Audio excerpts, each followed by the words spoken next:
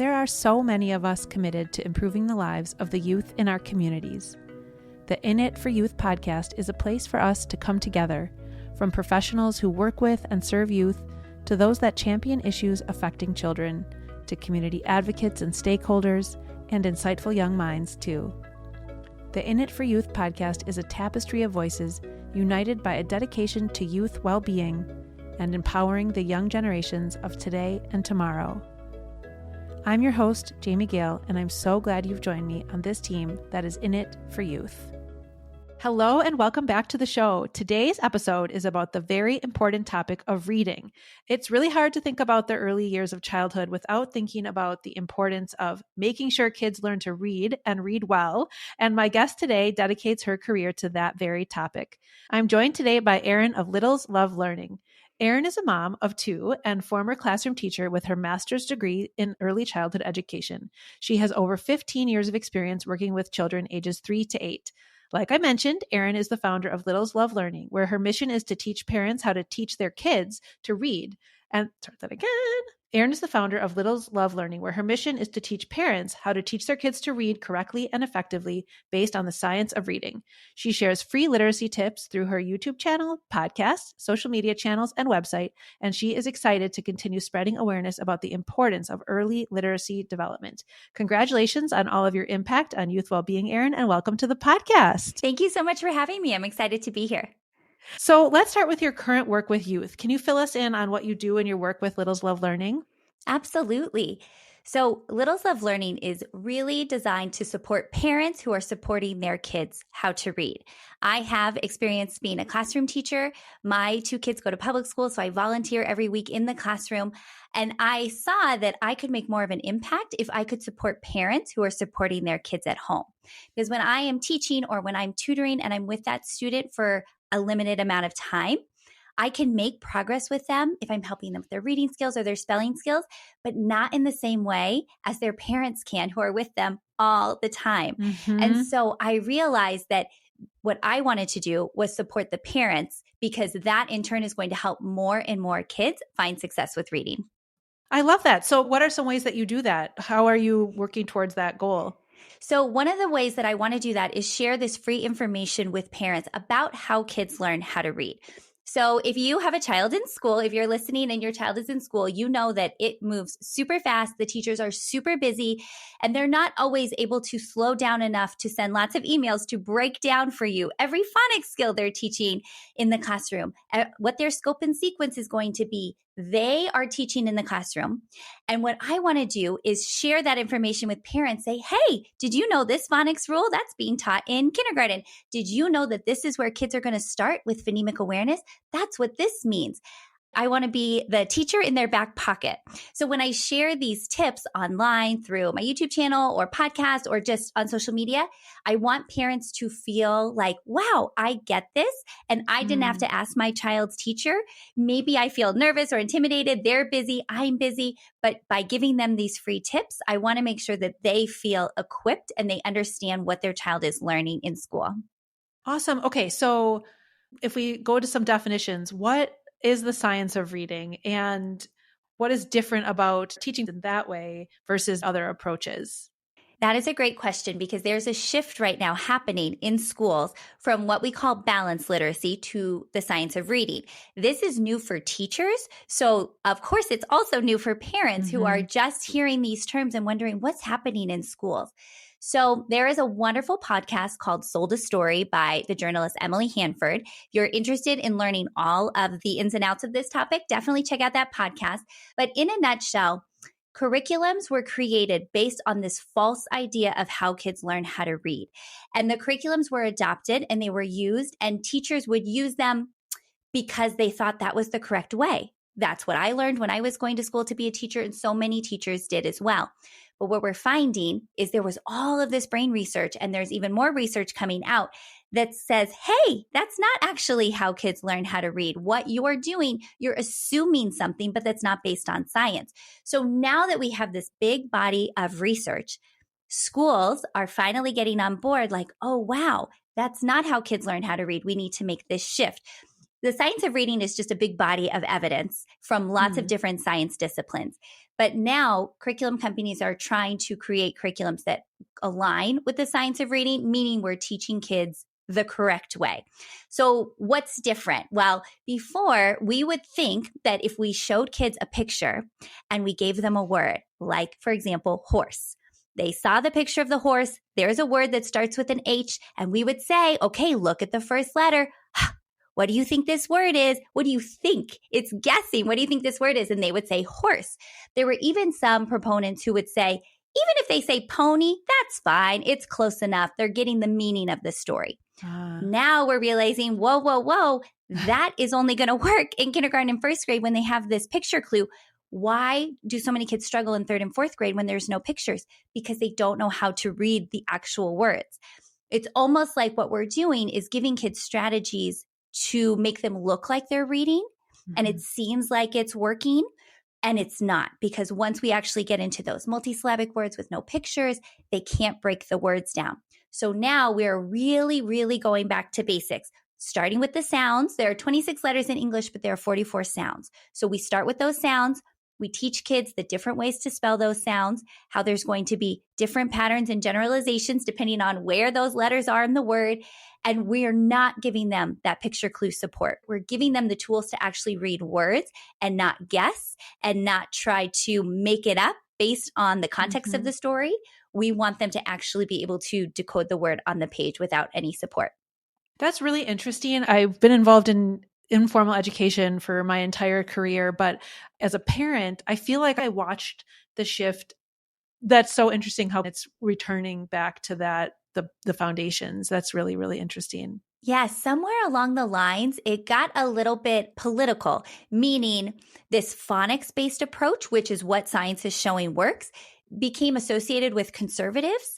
And I think that had to do with some legislation that came out. And so it was almost like this shift to, we want kids to love reading. So we're going to have these cozy book nooks, and we're going to have these leveled readers, and we're going to give them an hour a day to read. We weren't teaching them how to read, but we were trying to make it soft and fluffy and fun. And we pushed away the actual science, and we pushed away the phonics because it was kind of this divide.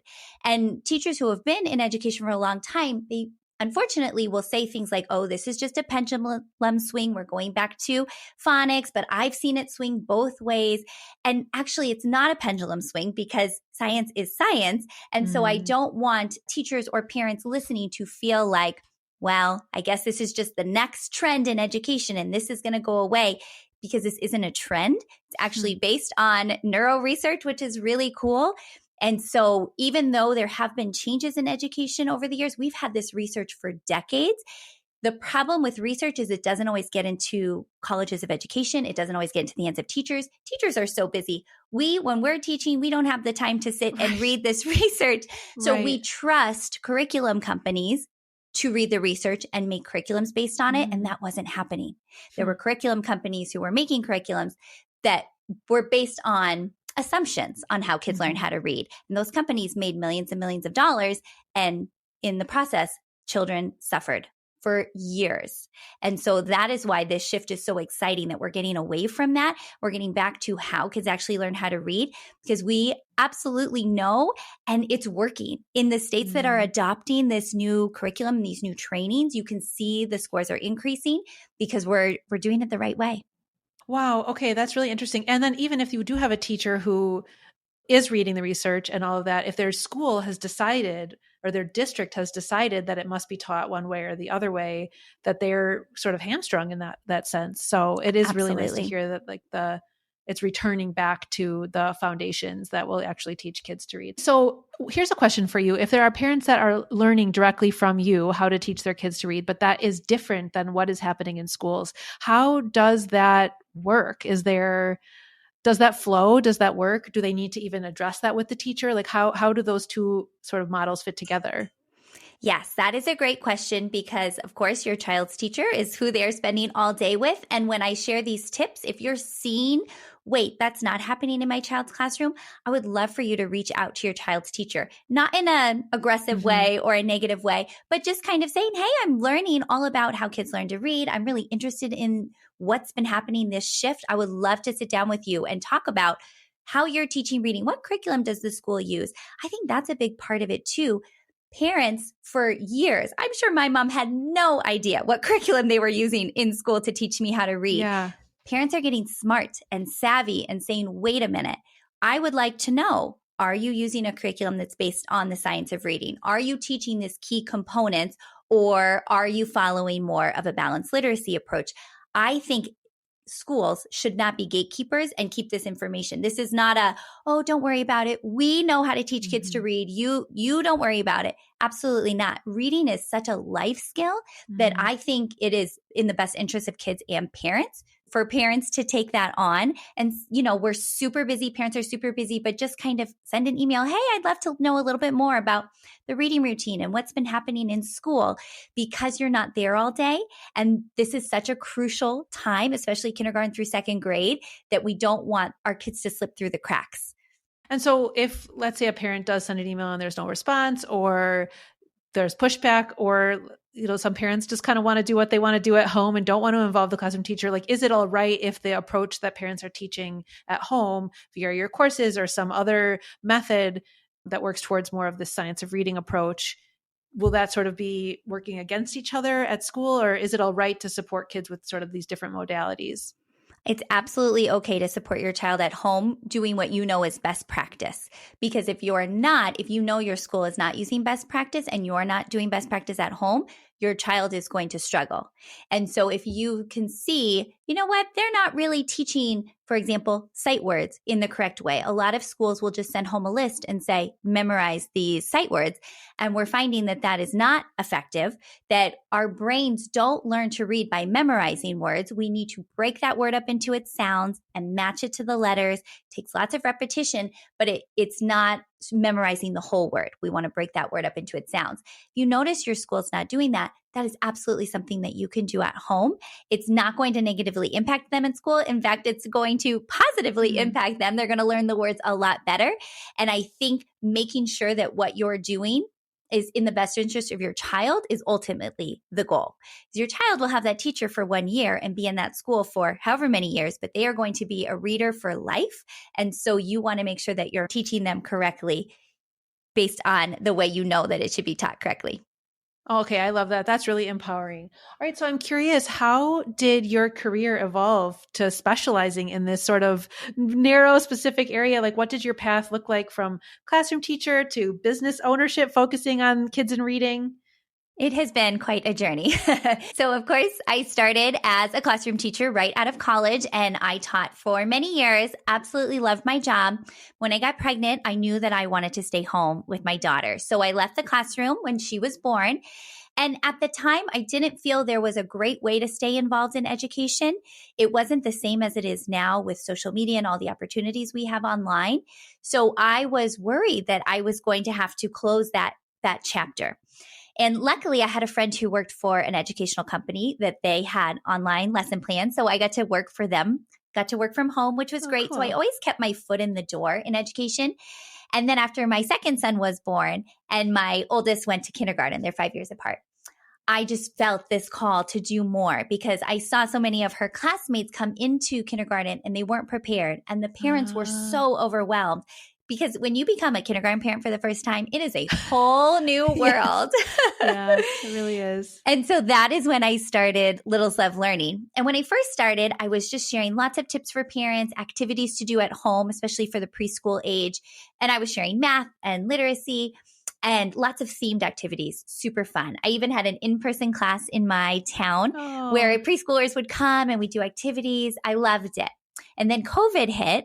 So, of course, anything in person was shut down and I transitioned to teaching virtually. So I was teaching virtual preschool, still doing some reading and math, but I realized that really reading and setting kids up for success was my passion. And when I started diving into the research of the science of reading and all of the trainings I was taking, I thought, every parent needs to know this. Every parent needs to understand how this works. And at the same time, my son, who was then 3, I was using these same strategies I was learning about to teach him to read. So he was reading by the time he was 3.5. He's in kindergarten now and just a phenomenal reader.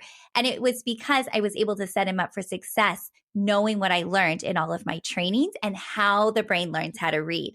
So then I thought, this is the area I want to focus on, just reading, because it is the most crucial area and because I thought I could make the most difference to help the most families.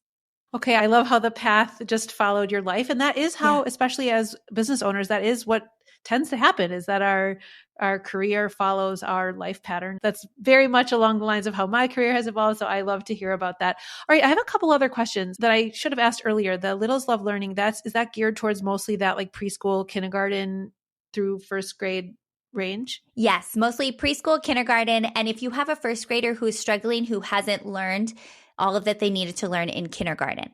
Now, once you get into first grade, the phonics skills and the expectations jump a lot. Yeah. So my goal is really to set that foundation so that when kids do enter first grade, they're not going to be overwhelmed with all of the expectations. So let's say that your child is in 3rd grade or 4th grade and you realize that their reading foundation, whether it's COVID, whether it was the balanced reading approach, whatever it is, isn't where it should be. I guess, what does a parent do in that setting? And obviously the needs and interests of a 3rd grader is very different than a kindergartner. So maybe some of the same games and approaches won't work, but I guess, where does a parent in that situation turn? Well, the first thing you want to do in that situation, of course, reach out to your child's school. You want to see how your child is doing with their phonemic awareness. Because most of the time when we have kids who struggle, especially in 3rd grade, they're not able to hear the sounds in the words. So phonemic awareness is just being able to hear and manipulate the sounds in spoken words. So it's as simple as knowing that the word cat has 3 sounds: k, a, t, cat. And knowing the order that those sounds go in. Because what we'll find, especially in 3rd grade, is kids are not pulling apart the sounds in the word in order. They know that there are those letters in there, but they just kind of put the letters in the wrong spot, but they know it's somewhere in the word. And they have a hard time breaking that word down because they don't know how to attack it based on syllables and based on sounds. So really the first step is you would want to evaluate how their phonemic awareness is if they're struggling in that area. And once we see how they're doing with that, then we want to see, all right, let's look at their phonics skills, because there is a scope and sequence. There is an order that we want to teach phonics skills in. We don't just want to jump around. And that can be the downfall of social media, is people will see a really fun activity or a really cute activity on Pinterest, but it needs to be sequential. It needs to be taught in order because it builds on each other. So you want to see, okay, can my child start with short vowels and consonants? Are they able to read words such as cat and dog? What about if I have 2 syllables that are short vowels and consonants, those 2 close syllables, like could they read something that had more syllables but still with short vowels? And then we want to move on to see, okay, are they able to do digraphs? That's when we have 2 letters that are representing one sound, like SH represents sh. And then you want to see, okay, how are they doing if there are long vowels? Do they know all of their long vowel patterns? It's an order. And the cool thing is when we see where the hole is, we know how to fill it. We know how to fix it. It's not to say, if someone is feeling like my child is struggling with reading, let's dig deeper. Which part of reading are they struggling with? What types of words can they read? What types of words can't they read? Are they struggling to read the word on the page, or are they struggling to understand what it means? It could be a case where they don't have a strong vocabulary or they don't have a strong background knowledge for that topic. It could be a case that they can read great, but their spelling is atrocious because they've actually just memorized so many words to read, but when they go to write it themselves, they don't know the order of the sounds and they don't know how to spell those sounds. So that's what I love about learning more about this topic, is that it's not just one. Even though we say reading has so many components. And if we can really pinpoint where they're struggling or pinpoint where they're successful, we can build from there. I love that so much. That's really empowering and especially helpful for like we were talking about, an older kid who maybe parents feel like their kid's reading isn't as strong. If parents aren't knowledgeable about those things, it's nice to know that those are good prompts when you're looking for, let's say, a tutor, somebody who speaks that type of language. That's really, really helpful. Somebody who's going to look at it from that approach. And it makes so much sense. But if you don't have a background in it, it feels a little cloaked. You don't exactly know where to start. And then it becomes the parent-child battle and all of that jazz. So I thank you for kind of going down that path with me. As many of you know, I am a mom and a business owner. And so my life looks like a bit of a juggling act. And I have a feeling yours does too. One thing that has helped me stay organized over the past, I cannot even believe I'm saying this, 13 years, is that I have been using e-meals to help me coordinate my meal plans for each week. I am someone who does like to cook. I don't mind going to the grocery store or ordering a quick delivery, but making the decisions about what we're going to eat is the mental labor that sometimes is just I'm at my max with. So I have been using e-meals, E-M-E-A-L-S, for many years. And each week I get a menu emailed to me that is in the category that I want. So I might choose quick and healthy one month, or the next month choose kid friendly. It's really nice. You can switch between your plans. And then each week you get a PDF with all of your menus. The ingredient list is separate. And I go through and I select the ones that I want to make that week. Some weeks I'm making a lot of them. Some weeks I'm only making one or two. The best part is that then I save the recipes and I keep them in a folder and I have them to refer back to on a week where I'm like, oh yeah, what was that I made? Anyway, it just becomes a really wonderful resource for busy families. They have a really slick app. I actually do the printouts, but a lot of people use the app and you can select your meals from the meal plan. You can even order your groceries directly from many main stores. I just personally really recommend emails so much. It's helped me so much over the years, and they are offering our listeners a special discount. If you use the code that's in the show notes to sign up, you will get a gift card from emails just for trying it. So give it a try. I'd love to hear what you think. I'd love to know which meal plan you make, and maybe we'll be making the same meals on the same days, but I highly recommend it. It has taken away a lot of the mental labor of meal planning for my family. My kids like it because we're not eating the same things all the time. So go in the show notes, click the link, or you can send me a DM on Instagram. I'm at Jamie Gale LLC with the word meals, and I will send you a link to get your gift card for trying emails. And then the other question I had, we're getting a little nuanced here, but this is so, it's like when you say it, it feels so logical. And one area that I think that it feels really supportive for kids that have some different learning differences, and for a child with autism, the balanced reading might be really, really hard because they're just intuiting things in different ways. And so I'm wondering, is that an area that you also see this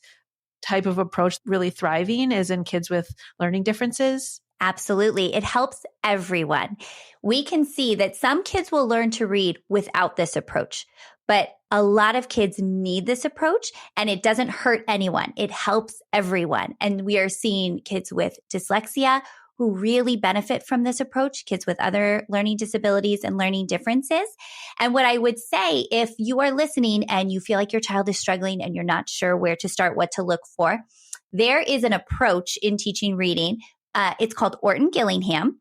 And if you are looking for a tutor that actually knows how to teach reading in the correct way, based on what I'm speaking about, the sequential phonics skills, everything is systematic, you really want to look for someone trained in Orton-Gillingham. They're all over the country. They are worth their weight in gold because they've taken so many trainings and they can get your child reading.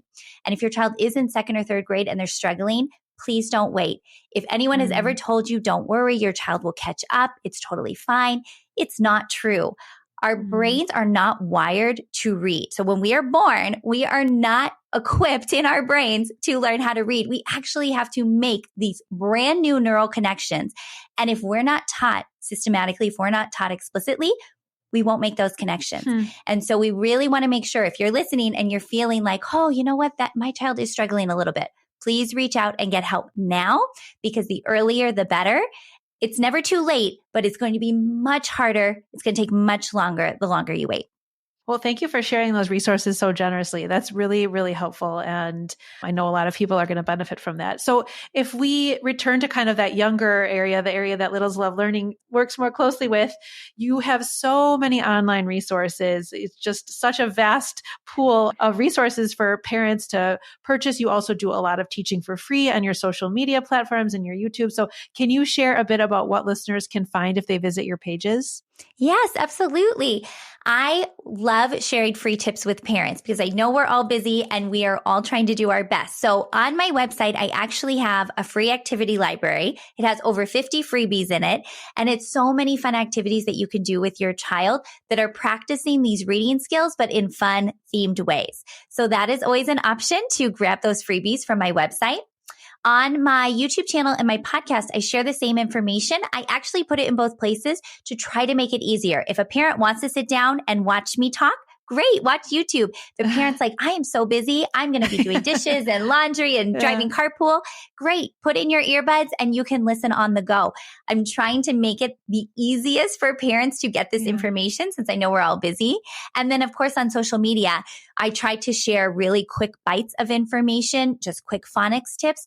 I didn't learn phonics when I was a kid. That's not how we were taught how to read. So when I learn these new rules, it blows my mind. Like I never knew when to use TCH in a word to spell the ch sound. And now I know it's after a short vowel. There are so many cool rules that I am like, oh, wow, now I get it that I never learned as a kid. So I try to share those with parents as well, because I feel like a lot of parents my age who have school age children, we didn't learn to read this way. And so hopefully those little quick bites of information on social media can also help. Awesome. And so in addition to that, I know that you have some offerings that people can purchase from you, and it sounds like you're developing something exciting coming up. So what else, if once people have consumed your free resources, how else can people work with you? Yes, thank you. I do have an online course, and it is designed for parents of preschool and kindergarten age students, where it will teach you everything you need to know to teach your child to read. One of the things I share a lot on my platforms is I don't believe in this idea that we shouldn't teach our kids any reading skills before they go to kindergarten. I know there are some people that feel that way, but if we look at the research, our kids' brains are developing so fast from birth to age 5. Most of the development is going to happen before they step foot into kindergarten. So I try to caution parents, if you wait until they go to kindergarten to start working on letters and sounds and reading, it's almost too late. Not too late. Of course they can learn, but why wouldn't we want to take this long 5 years and we can play with sounds and we can make it super fun. It's not stressful and it's not an emergency, because once they get to kindergarten and it's third quarter and they're not reading, it becomes an emergency and we don't want that. So I really wanted to set this course up to make sure that parents had all the information they needed on how the brain learns how to read, but then the actual steps to teach their child. They can do it in 10-minute increments. It does not have to be a long formal lesson.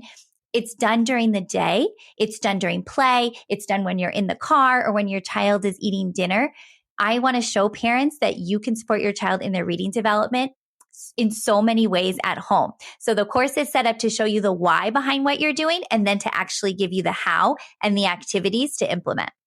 That is so amazing. My kids are past this point in their childhood, but I have a sister with really little kids, and I'm like eager to share this resource with her because, I think sounds like such a wonderful option for parents that are looking to bring this to their kids at home.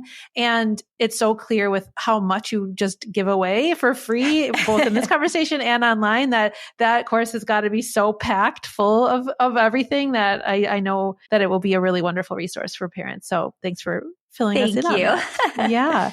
Okay. Can we take a moment to talk about book selection for young readers? I know that this is sort of beyond the initial stages that we were talking about, but are you of the mindset that kids should read whatever they're interested in, or in your opinion, should parents put more boundaries of that? And I'm thinking both of a child that's really proficient in their reading skills, but chooses to only read books that are below that level, or like graphic novels. Whenever they have a choice, they gravitate towards that. And on the flip side, there's a situation where kids want to read books way above their reading level, whether that's content wise or actual vocabulary wise. And I've seen both of these situations with my own kids over the years. So I'd love to pick your brain on that. Yes, that's a great question. Well, first, let's go back and talk about the different kinds of books. When our kids are learning how to read, we want them to read what we call decodable books. Decodable books are controlled books, meaning it's only going to have words that follow the phonics pattern that your child has learned so far. Now, these are the books we want them reading independently when they're in kindergarten and first grade, because we know they can read all the words in the book. There aren't going to be words that have tricky vowel patterns. It's going to be words that they can read. Unfortunately, most libraries don't have a decodable book section. So they only have these early leveled readers, which don't even worry about leveled readers because the leveling system makes zero sense. But you want to make sure that they are reading decodable books on their own. Now, as they get older and as they start learning more phonics patterns and they can read more words, they are going to have access to a lot more books. I am of the opinion that if a child wants to read a book, I would never hold them back from it. Even if I'm thinking, oh, this book is below what they can read, that's okay. I read books that are below my reading level and I enjoy them. I enjoy them. I think if they're interested in it, I've never had a problem with something like a graphic novel because some kids can struggle to make those pictures in their mind when they're reading. So the graphic novel supports them a little bit better. What I will say is that you, as the parent, should never stop reading aloud to your child. So if you're worried, my child's only reading these books that I feel like are too easy for them, you make sure that you're reading books that are more challenging with more complex vocabulary and maybe more complex storylines. Because when you're reading aloud to them, you're modeling that fluency, you're modeling vocabulary, you're talking through the situations the characters are going through. And that's going to help their reading comprehension so that when they do start reading more challenging books, which they will, they're going to have a better background for that. Now, on the flip side, you were mentioning proficient readers. And if they're very proficient, how do we make sure that they're not choosing books that are beyond them content-wise? And I think that is a concern. I know that is for me as well. My daughter is a proficient reader, and I have to be very careful that she's not reading books that have storylines that are inappropriate. Even though she's able to read those words, she's not ready for the content. And so that definitely is a concern when you have a very proficient reader. So I think it just is about checking in with them, checking the book reviews and seeing what sort of storyline, what the characters are going through in the story.